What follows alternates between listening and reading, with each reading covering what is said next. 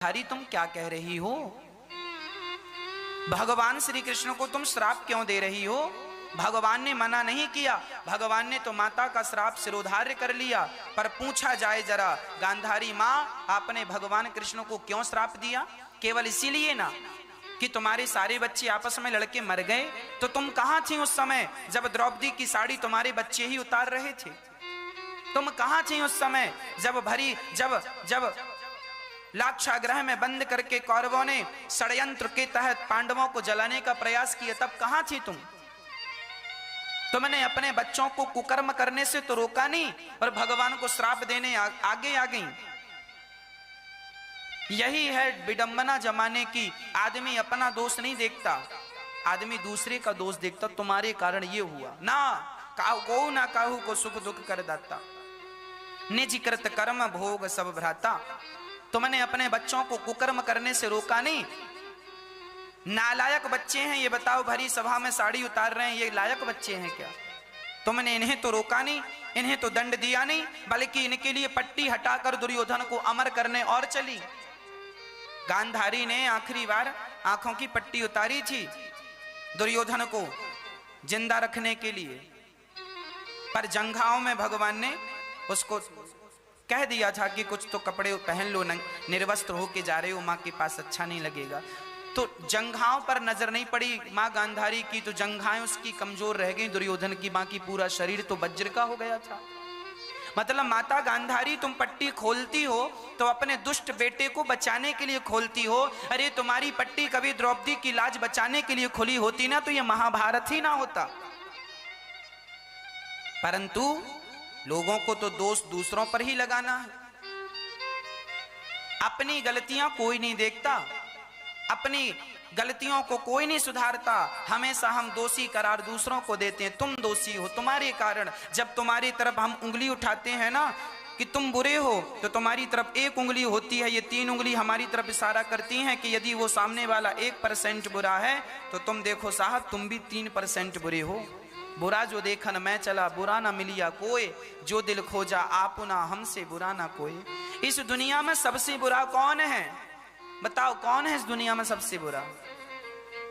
बताओ इस दुनिया में सबसे बुरा कौन है? हम। कहो कहो एक बार, हम सबसे बुरे हैं। हम ही सबसे बुरे हैं। पर हम जीवन भर अपनी सास को बुरा मानते गए, अपनी बहू को बुरा मानते गए, अपनी पत्नी को बुरा मानते गए, अपने पति को बुरा मानते गए, अपने पड़ोसियों को रिश्तेदारों को बुरा मानते गए। हम सारी दुनिया दूसरों को दोषी करार ठहराते गए, पर अपने आप को कभी दोषी ठहराया नहीं। यदि अपना दोष देख लिया होता तो सबके दोष अपने आप समाप्त हो गए होते। विडंबना तो यह है आदमी अपने दोष ना देखकर बाकी सबके दोष देखता है।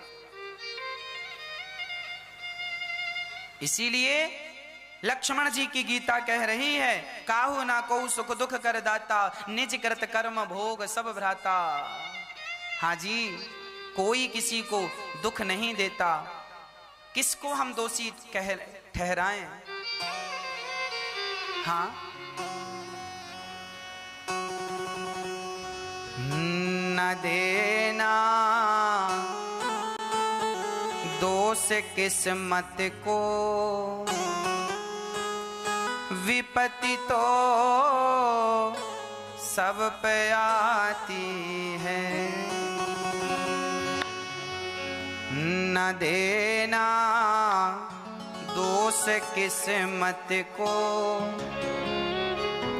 देखो किसी को दोष ना देना, किसी को दोष देने से कोई फायदा नहीं। हम किसी को दोषी करार ना दें, किसी को ना ठहराएं। सपने में राजा होना, रंग को हो जाना सब दिखता है, पर सत्य कुछ नहीं। ये जिंदगी तुम जी लो, जी के मर जाओ, क्या पाया तुमने? बताओ। जिंदा थे, तुम्हारी पत्नी थी, पुत्र था, पैसा था, प्रतिष्ठा थी, मर गए। अब बताओ क्या है तुम्हारा? फिर तुम्हारा कुछ होता तो तुम ले जाते ना, तुम्हारे बाप दादों का कुछ होता तो वो ले गए होते। ये सब सपना है।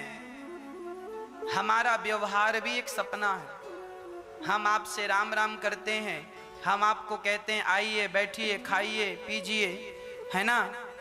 ये सब जो व्यवहार हम करते हैं आपके संग, ये व्यवहार भी एक सपना ही है, कोई नहीं। हमें बस यह याद रखना चाहिए कि हम भगवान के हैं बस। हे नाथ मैं आपको कभी भूलूं नहीं। शंकर जी कह रहे हैं जानिए तबहि जीव जब जागा,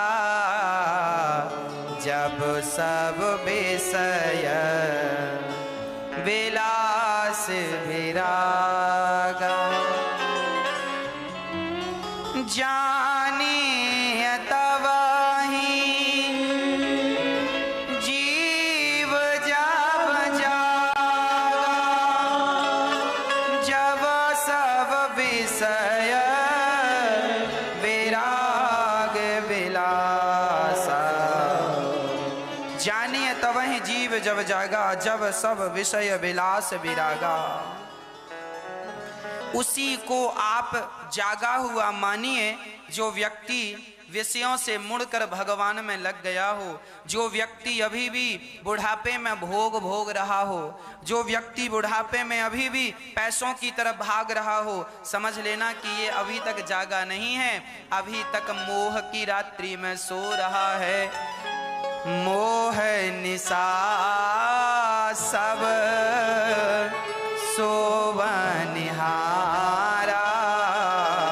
देखा हूँ स्वप्न अनेक प्रकार।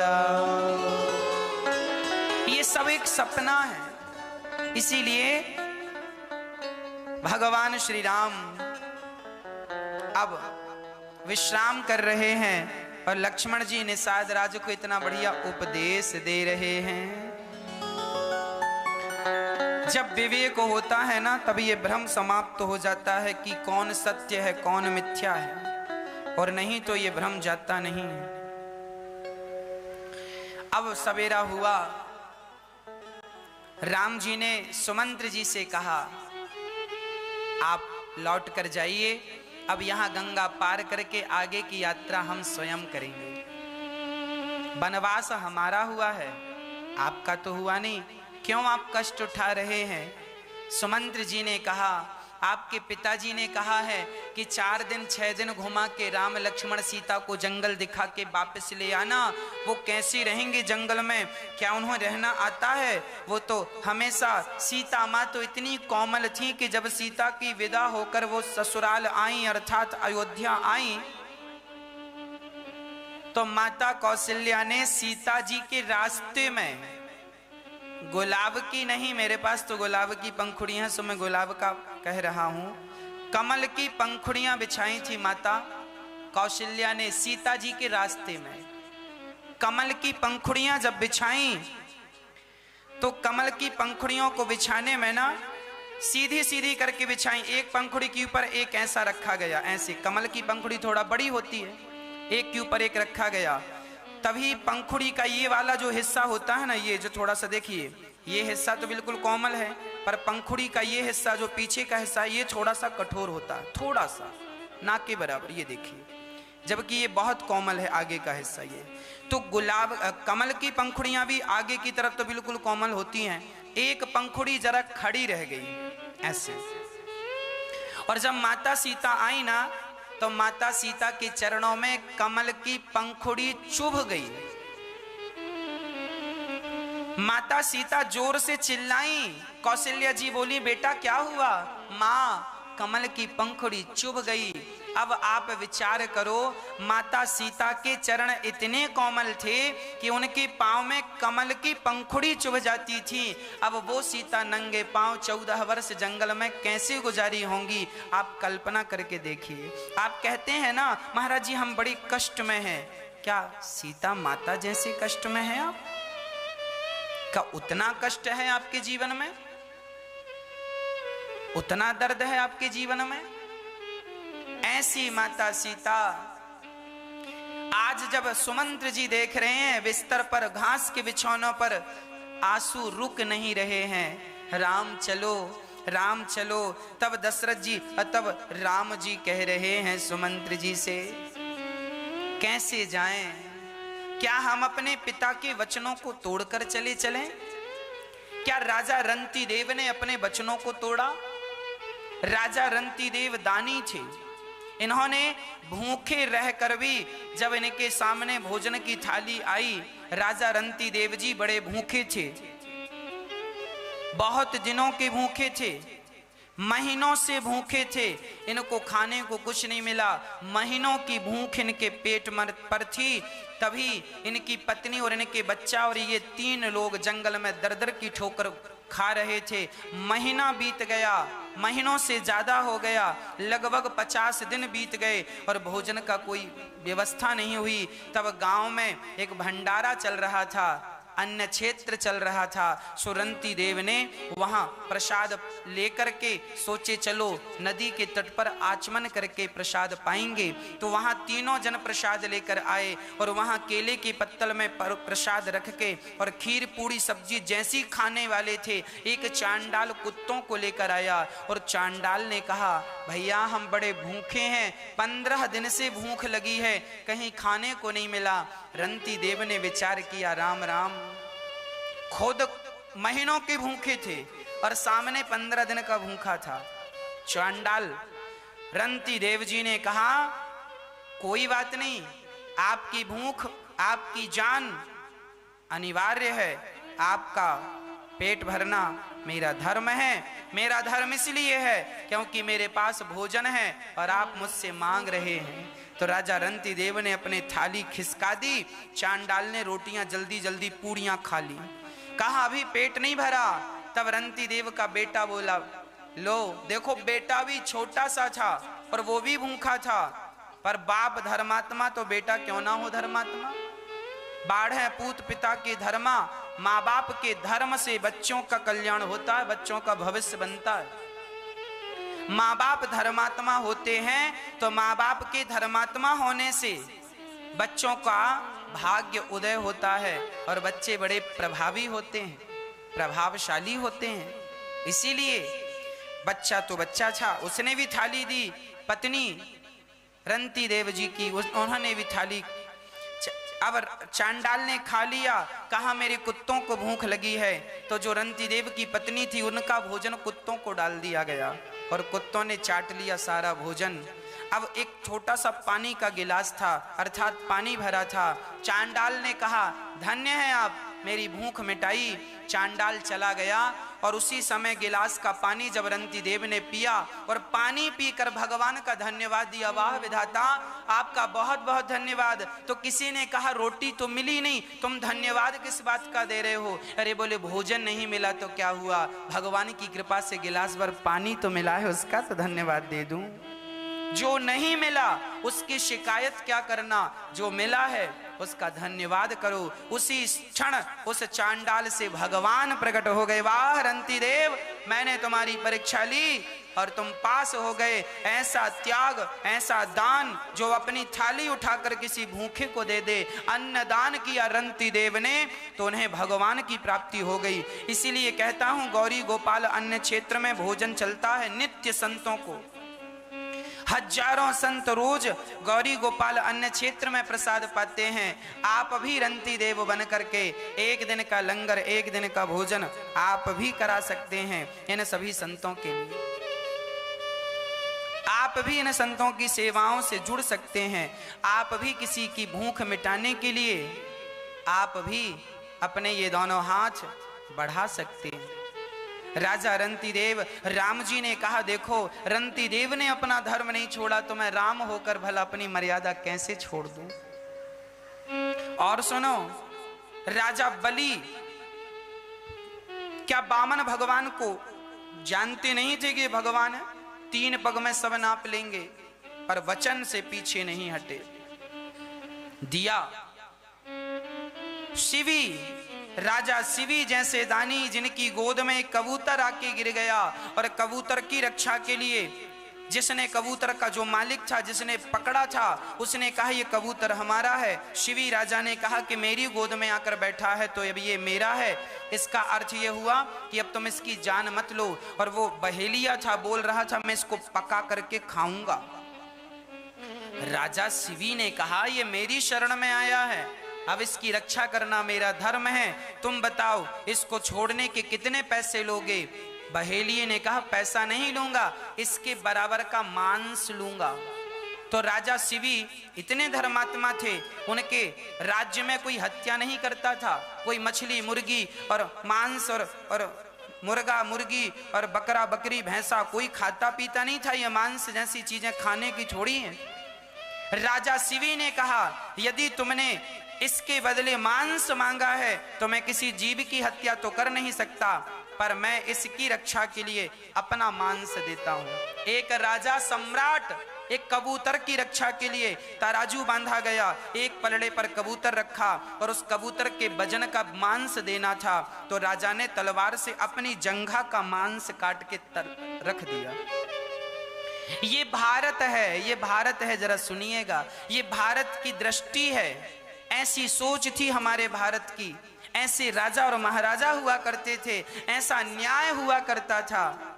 जंघा काट दी पर कबूतर का वजन तो ज्यादा था, तो दूसरे पांव की जंघा काट दी, फिर भी कबूतर का वजन ज्यादा था। वो कबूतर लगता कोई मायावी था, वजन बढ़ता ही गया। तब राजा ने अपने पांव काट दिए तलवार से, पांव रख दिया, फिर भी कबूतर का वजन ज्यादा। अपनी छाती का मांस काट दिया, राजा के शरीर से रक्त ही रक्त, राजा ने पांव काट दिए।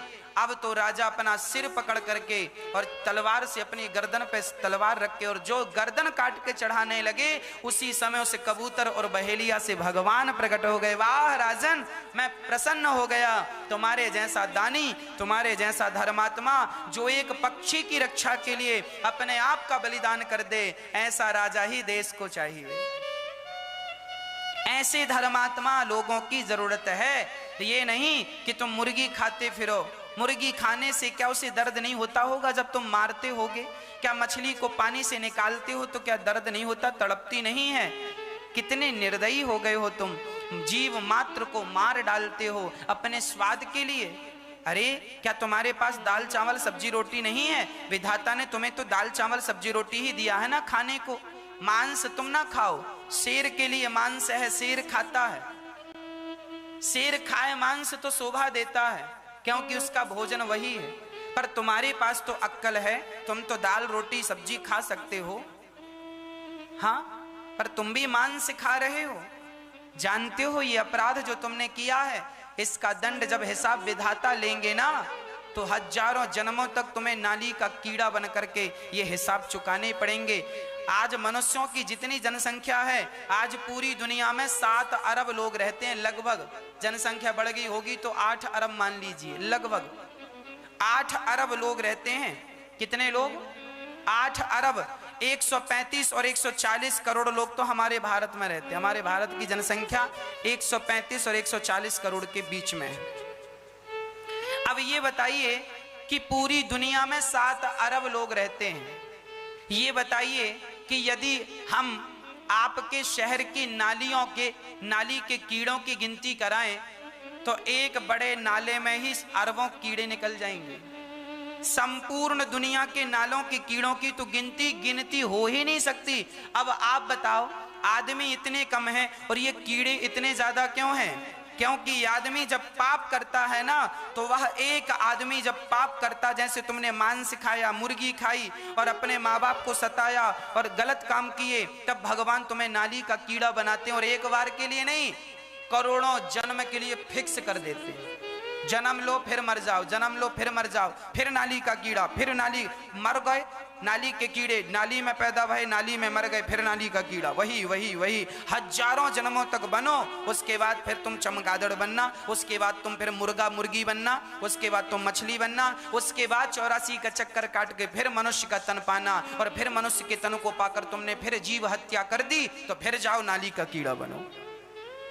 साधन धाम मोक्ष कर द्वारा ये मनुष्य का तन बड़े भाग्य से मिलता है। मेरी माँ इसे व्यर्थ ना गवाओ, बड़े भाग्य मानुष तन पावा, सुर दुर्लभ सदग्रंथ निगावा। बड़े भाग्य से भगवान ने ये मनुष्य का तन दिया है। राम जी कह रहे हैं, सुनो, राम जी कह रहे हैं, धर्म न दूसर सत्य समाना, आगम निगम पुराण बखाना। धर्म न दूसर सत्य समाना, आगम निगम पुराण बखाना। धर्म न दूसर सत्य समाना, आगम निगम पुराण बखाना। राम जी का ये वाक्य है। राम जी कह रहे हैं, क्या कह रहे हैं कि सबसे बड़ा धर्म है सत्य बोलना।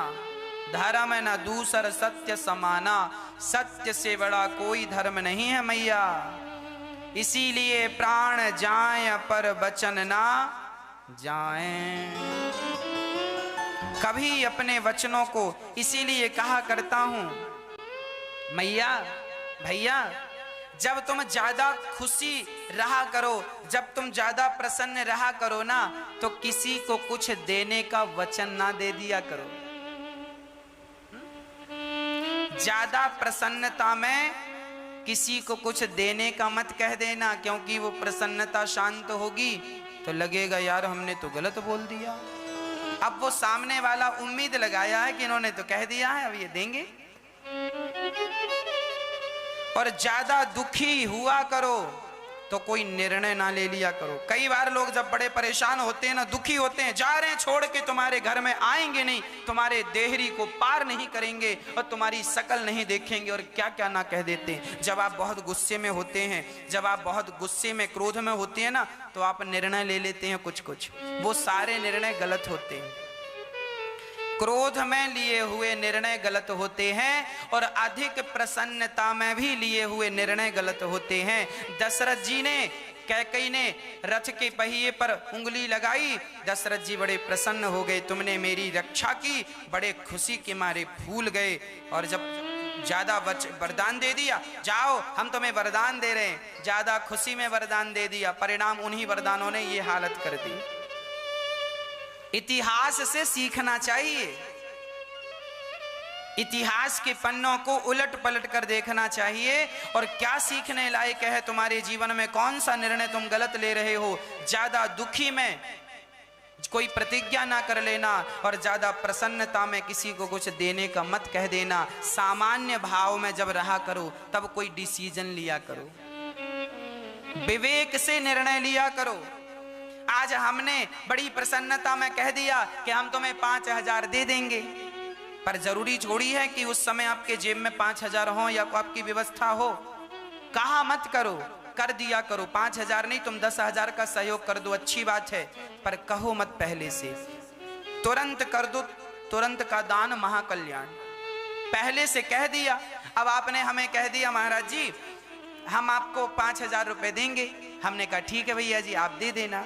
और जब हमारी बेटी का विवाह है, गरीब आदमी है, और आप हमारी बेटी के विवाह में 5,000 दोगे ना, आप समाज के बीच में कह दिए हाँ हाँ हम 5,000 देंगे तुम्हारी बेटी के विवाह में। अब हम मांगने गए, भैया भैया वो 5,000 आपने कहा था 1 महीना पहले हमारी बेटी के विवाह में देने का, अब बेटी का विवाह है, देंगे 5,000। अरे कब कहा था हमने? अच्छा तुम्हें याद है? हाँ हाँ हमें याद है। अच्छा 5,000 कहा था, हमें तो लगा हमने 1,000 कहा था। अच्छा हमने 1,000 कहा होगा, 5,000 निकल गया होगा। इतना तिगड़म खेलने की क्या जरूरत है? ये कहने की क्या जरूरत है? ये कह दो कि हम तुम्हारे साथ खड़े हैं। भगवान करे आप इतने सामर्थ्यवान बने कि आप सबका सहयोग करें। भगवान करे आप इतने धनवान बने कि आप सबको खूब धन धान्य से परिपूर्ण करते रहें, देते रहें, आपका हाथ सदा देने के लिए ऊपर रहे, आपके द्वार पर लेने वालों की भीड़ सदा बनी रहे। ईश्वर इतना देने वाला बनाए कि आपके यहाँ लाखों करोड़ों का रोज आप दान करें। हम तो ये चाहते हैं, लेकिन किसी को कह दिया है तो जरूर कीजिएगा, कह करके मुकरना पाप है। यही राम जी कह रहे हैं, धर्म में न दूसर सत्य समाना, आगम निगम पुराण बखाना। और मैं एक बात और आपको स्पष्ट कर दूं, जीवन में स्पष्टवादी बन जाना। क्या कहना मेरी मां? स्पष्टवादी। जो आदमी स्पष्ट रहता है वो जीवन में कम दुखी होता है। स्पष्टवादी का अर्थ है कि आप जितना कर पाए उतना ही कहें, है ना? डींगे मारने से कोई फायदा नहीं। जो आपके पास है वो है, जो नहीं है वो नहीं है। कहने में बुराई नहीं है कि साहब हमारे पास ये वस्तु नहीं है, हम नहीं कर पाएंगे, सीधे मना कर दो। आपके घर कोई आया, भैया जरा 500 रुपए देना है तो दे दो, नहीं देना सीधा कह दो, भैया जी 500 रुपए हम नहीं दे पाएंगे, हमारा काम है अभी पैसों का नहीं। यदि आपने लटका दिया, ठीक है बाद में आना, तो वो क्या उम्मीद लगाए बैठा रहेगा। इसीलिए स्पष्टवादी बनो, जो कहा करो स्पष्ट। कई बार ना लोग आपकी बात को नोट कर लेते हैं, इसीलिए जो कहा करो स्पष्ट कहा करो। 1 रुपए देना है तो 1 ही कहो, 4 रुपए देना है तो 4 ही कहो, है ना? स्पष्टवादी बनो। स्पष्ट रहोगे तो जीवन में बवाल नहीं होगा, नहीं तो लोग सफाई देते देते मर जाते हैं। ऐसा नहीं कहा था हमने तो ऐसा कहा था, हमने ऐसा नहीं, हमने तो ऐसा कहा। इसीलिए स्पष्ट कहा करो। क्या कहना चाह रहे हो? स्पष्ट कहो, स्पष्टवादी बनो। मैं शराब नहीं पीता, लाख लोग आए और पिलाएं शराब, साहब मैं नहीं पीता। अरे अब सामने वाले ने कहा, यार तुम कैसी बातें कर रहे हो, आज के युवा हो, 25 साल की आयु है तुम्हारी, हम तुम्हारे दोस्त हैं, क्या होता बड़े बड़े हीरो हीरोइन शराब पी रहे हैं, तुम शराब नहीं पी रहे हो। आप कहेंगे देखो भाई आप कुछ नहीं बोल रहे हैं, वो बोलते जा रहे हैं, बोलते जा रहे हैं। जब आप चुप रहेंगे ना तो वो आज ना सही कल, कल ना सही परसों, परसों ना सही आगे आपको पिवा ही देंगे। इसीलिए स्पष्टवादी बनो। भैया मेरे माता पिता ने, मेरे गुरु ने, मेरे सनातन संस्कृति ने, मेरे वेद पुराणों ने मुझे समझाया है कि शराब पीना मेरे हित में नहीं है, इसीलिए मुझे शराब नहीं पीना। आप 1 बार कहो या 1 लाख बार कहो, मेरा जवाब यही होगा, मैं शराब नहीं पीता, नहीं पीता, नहीं पीता। मैं मांस नहीं खाता, नहीं खाता, नहीं खाता। कई लोग बोलते हैं नहीं नहीं मैं मांस नहीं खाता, मैं शराब नहीं पीता, परंतु उनके दोस्त लोग बार बार टॉर्चर करते हैं ना, तो एक दिन वो आदमी शराब पी लेता है, मांस खा लेता है। स्पष्टवादी बनो, नहीं मतलब नहीं, है ना? यह स्पष्टता है। तो भगवान श्री राम समझा रहे हैं सब प्रकार से सुमंत्र जी को। सुमंत्र जी वहां पर खड़े हैं। राम जी ने जब समझाया तो सुमंत्र जी घोड़ों को वापस अयोध्या की तरफ मोड़ रहे हैं, और जब घोड़ों को मोड़ने लगे ना तो गोस्वामी जी लिख रहे हैं, जासु वियोग विकल पशुएं से प्रजा मातु पितु जी हैं कैसे।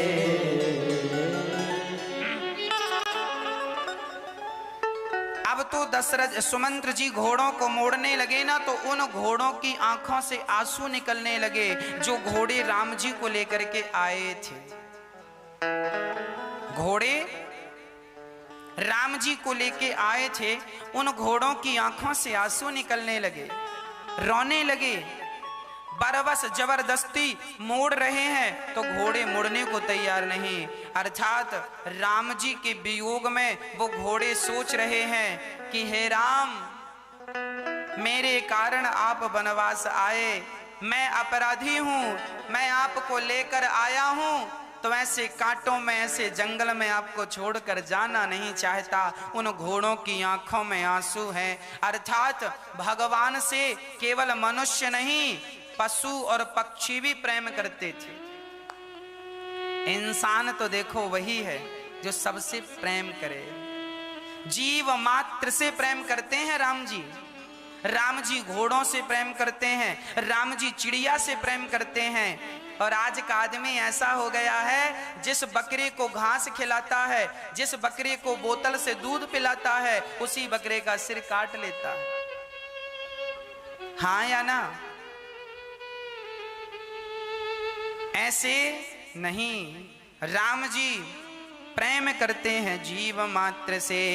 बरबस राम सुमंत्रु पठाए, सोरे सरि तीर आप तब आए। बरबस राम।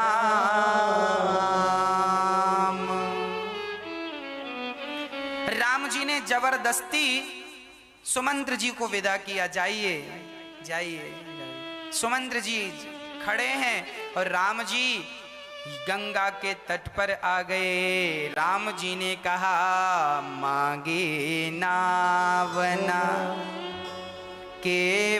केवटवाना,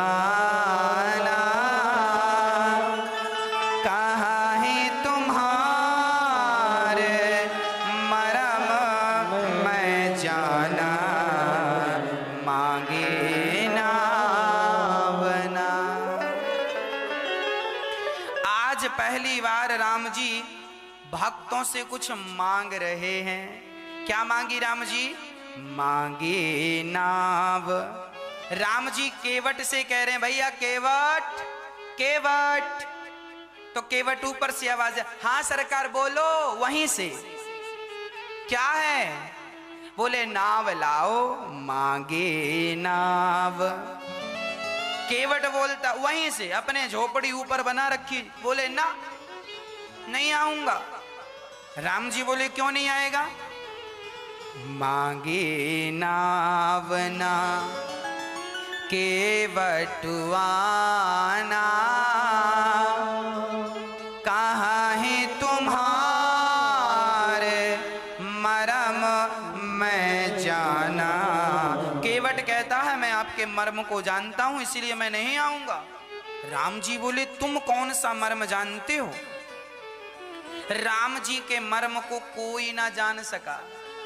लक्ष्मण हूं यह मरम न जाना, जो कछु चरित रचा भगवाना। राम जी के चरित्र जो है लक्ष्मण भी ना जान पाए, जो 24 घंटे साथ में है। लक्ष्मण हूं यह मरम न, लक्ष्मण जी भी मर्म नहीं जानते। और ये नाव चलाने वाला पहली बार मिला है और कहता है, कहीं तुम्हारे मरम मैं जाना। मांगी नावना केवट आना। केवट बोला, मैं नहीं आऊंगा। क्यों नहीं आएगा? मैं आपके मर्म को जानता हूं। अच्छा, ये केवट कौन है? ये कह रहा है मैं मर्म जानता हूं। आपको पता है कौन सा मर्म जानता है? लक्ष्मण जी ने कहा, क्यों? कौन सा मर्म जानते हो तुम? कौन सी बात जान रहे हो? तब कह दिया, छुअत सिला भई नारी सुहाई, पाहन तेना काठ कठिनाई। मैं आपके मर्म को जानता हूं। अच्छा, कौन सा मर्म जानता है? बोले, आपके चरणों की रज गिर गई थी तो गौतम की नारी पत्थर की थी, और पत्थर में आपने जरा पांव रख दिया तो पत्थर नारी हो गई।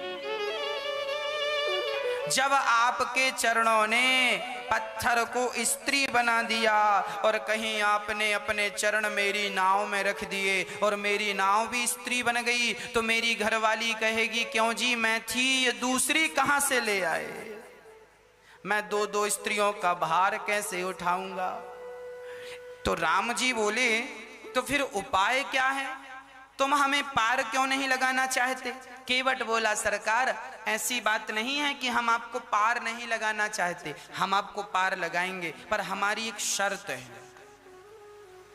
देखो संसार का आदमी पहले शर्त ही रखता, हे भगवान